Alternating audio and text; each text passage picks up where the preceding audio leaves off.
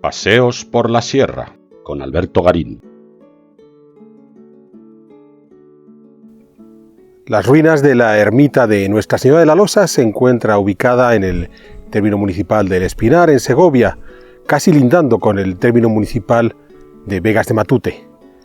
Es posible que en su origen, allá por el siglo XIII, fuera un auténtico monasterio, que ya para el siglo XVI se había reconvertido en ermita. Quizás esa comunidad monástica ya había desaparecido, pero las gentes del lugar seguían utilizando este espacio para su culto. Es más, sabemos que en ese siglo XVI, junto a la ermita, hay algunas casas donde viven campesinos que pueden aprovechar las tierras del entorno, que en esa época medieval habían pertenecido a los monjes.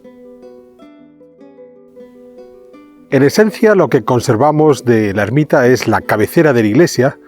una iglesia que fue de unas dimensiones importantes. Llegó a contar con casi 40 metros de largo por unos 25 de ancho,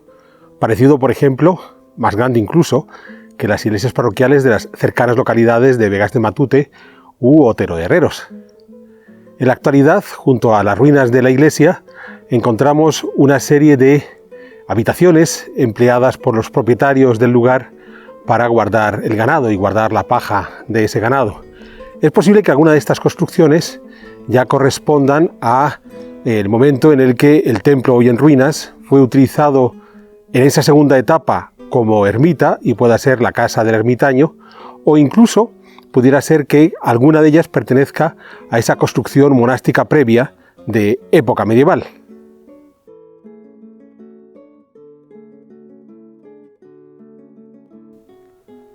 La iglesia era una iglesia sencilla, con 3 naves, la central y 2 laterales. La central nos llevaba hacia la cabecera, a la que se accedía por un arco toral apuntado, que aún se puede observar hoy. En torno a esa cabecera, en la actualidad conservamos 2 columnas adosadas, que habrían de ser el origen de los arcos formeros que constituían las naves laterales. La mayor parte del conjunto probablemente se construyó directamente sobre la roca natural. Las grandes lajas de piedra granítica que encontramos en el entorno y que por supuesto sirvieron a la vez de cantera para la construcción de este templo, puesto que la mayor parte de los materiales que vamos a ver en su fábrica son piedras graníticas, especialmente en todo lo que corresponde a elementos estructurales, las columnas, los vanos y posiblemente en los arcos y en las bóvedas que ya han desaparecido. Hemos de pensar que en el diccionario de Madoz, redactado poco después del proceso de desamortización, esta iglesia fue desamortizada. Este conjunto eremítico aún cuenta que la iglesia se conserva en buen estado, aunque el tejado está ya un poco deteriorado, pero en el interior del templo todavía se podían observar las naves completas e incluso toda la imaginería que en su momento tuvo este edificio, no solo el altar mayor dedicado a Nuestra Señora de la Losa, sino 3 altares laterales dedicados a la Madalena, Santa Lucía y Santiago, además de numerosas tablas, entre las que destacaba una pintura dedicada a San Hilario, al cual también se le hizo una escultura de bulto redondo, una devoción de uno de los cofrades de esta ermita de finales del siglo XVI. Posiblemente nos estamos refiriendo a el Sainario francés, aquel obispo del siglo IV que combatió contra los arrianos, y nos cuesta entender por qué esa devoción en esta apartada región de Segovia a este santo francés en cuestión. Por la documentación sabemos que aún en el siglo XIX, en el altar, existían aún un coro que se había situado detrás del altar, que posiblemente estaba asociado a esa época monástica cuando los monjes cantaban la misa. Junto a esos inventarios del siglo XVI, de finales del XVI, donde nos han narrado los retablos que contaban en lo que ya se consideraba una ermita, hay otros inventarios posteriores de comienzos del XVII y comienzos del XVIII e incluso de mediados del XVIII, donde nos siguen hablando tanto de la riqueza iconográfica del templo como de su buen estado, siempre como ermita, así como de los vecinos que vivían en el entorno de la ermita, no solamente el propio ermitaño, sino otro grupo de campesinos que, insisto, habían aprovechado estas tierras de la losa para vivir y de esa manera poder explotar las tierras agrícolas que tenían alrededor. Decíamos al principio que quizás este edificio en su origen fue parte de un monasterio. Según Madoz, incluso la tradición atribuye este monasterio a los templarios. Es posible que esto ya sea parte de la fantasía, pero si hemos de considerar que lo que hubo aquí inicialmente fue en efecto un monasterio, podemos asociarlo al control del territorio por parte de estos monjes y sobre todo del territorio muy particular que es el cruce de la Cañada Real Soriana Occidental que pasa junto a este edificio religioso y que nos explica muy bien el hecho de que se ubique en este terreno en particular, porque si algo caracteriza el monasterio de la Losa es el control que ejercía sobre esa porción de la Cañada Occidental Soriana. ¿Era necesario para ello tener un monasterio?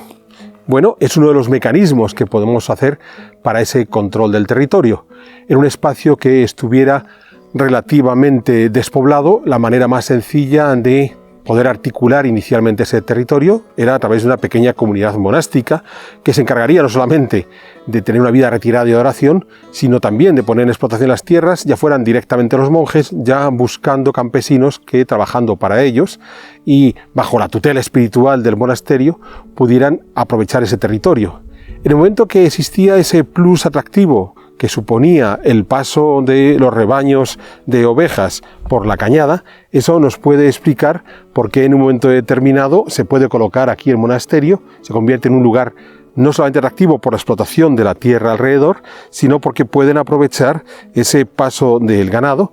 pueden alquilarle tierras a los pastores, pueden recibir parte de la producción de esos pastores, sobre todo leche para hacer queso, o incluso trasladar algunas de las partes de los rebaños hacia los esquileos de las localidades de alrededor. Sabemos que había esquileos tanto en el Espinar como en Vegas de Matute, de modo que esto que de partida podía haber sido un territorio relativamente alejado, el hecho de situarse en la cercanía de la cañada le va a dar ese valor especial que le pueda resultar atractivo. ¿A partir de qué momento pudo darse la exclaustración en este monasterio? Pues si consideramos que las fuentes nos hablan de la ermita ya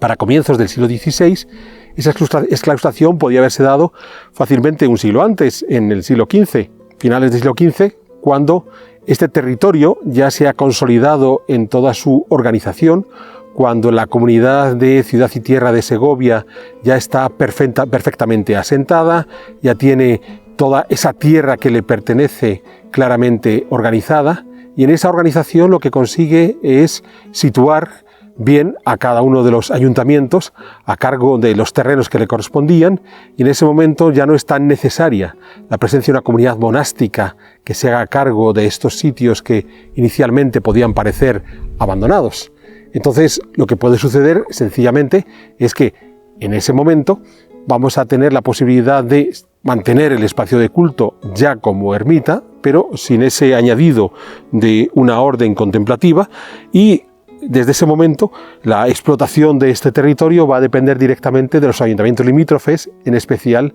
el de El Espinar. Hemos datado la iglesia en el siglo XIII a partir de los pocos restos arquitectónicos que se conservan, esos arcos apuntados y esos capiteles historiados en los que en algunos casos hasta aparecen algunas caritas esculpidas, quizás los evangelistas. Las construcciones añadidas a la iglesia son de una datación más compleja porque vienen a apoyarse claramente contra la iglesia, lo que quiere decir que se pudieron levantar inmediatamente después de haberse construido el templo o algunos siglos más tarde, de modo que resulta difícil poder dar la cronología de esas estructuras en concreto. De haber sido originales de la iglesia, de haber sido contemporáneas con ese templo del siglo XIII, nos encontraríamos con una estructura monástica realmente sencilla, puesto que todo lo que vamos a poder ver es un patio en torno al cual se orquestaban las estructuras necesarias para esa vida monástica, que hemos de pensar que habrían sido las celdas de los monjes, quizás una pequeña sala capitular y todo lo más, los almacenes, donde almacenar los alimentos necesarios para sobrevivir los duros inviernos en esta parte de Castilla. Lo curioso es que, si fuera así, estaríamos ante un modelo de monasterio realmente sobrio, comparado con esos otros monasterios más engalanados a los que estamos acostumbrados, donde vamos a tener unos claustros muy enriquecidos, con pórticos muy nobles. Aquí todavía se puede llegar a observar, empotrado dentro del muro, algunas secciones de un pórtico previo, con pies derechos de madera, que ha sido cegado a posteriori. Pero puede ser que lo que estamos viendo no sea más que unas estructuras arquitectónicas tardías, quizás incluso después de la desamortización. Como digo, en las fuentes sabemos que hay gentes viviendo pegadas a la ermita, tanto en el siglo XVI y XVII como tras ese proceso de desamortización de mediados del siglo XIX.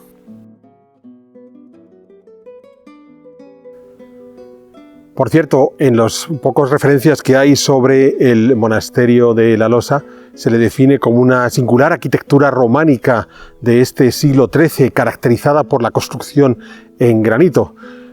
Todo apunta a que no es así.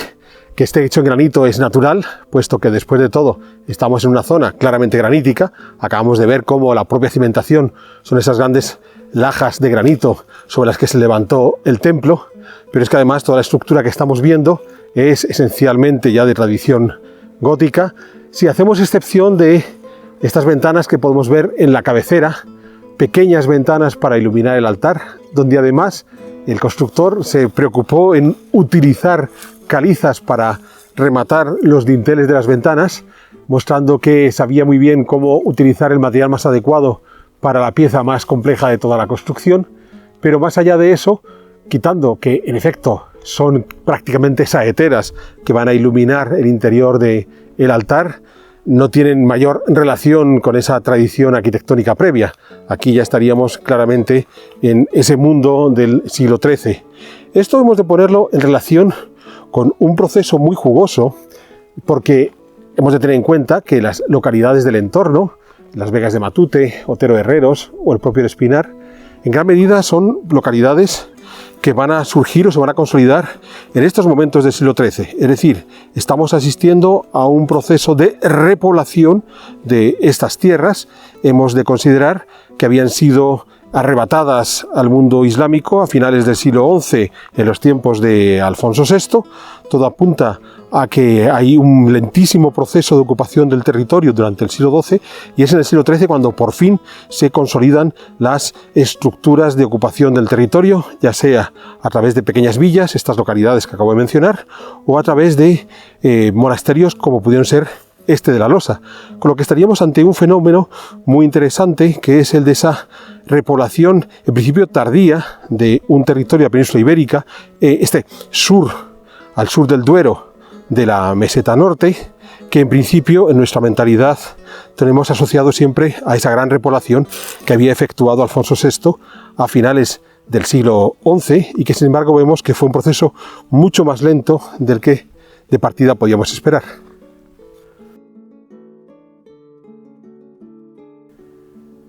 En definitiva, las ruinas de la ermita de La Losa nos acercan a esa singular repoblación del siglo XIII, en donde la importancia del control del territorio no solamente era por la explotación agraria asociada, sino también y sobre todo por el paso de los rebaños de ovejas por esta cañada occidental soriana. Por supuesto, hay una segunda etapa, cuando ya se ha convertido en ermita y va a servir para el culto de estas localidades ya asentadas, comenzando por el Espinar. Incluso una tercera existencia, que es la que nos trae hasta hoy, cuando se produce la desamortización a mediados del siglo XIX y el edificio entra en ruinas hasta el estado actual en el que le podemos observar donde esa ruina avanza y avanza.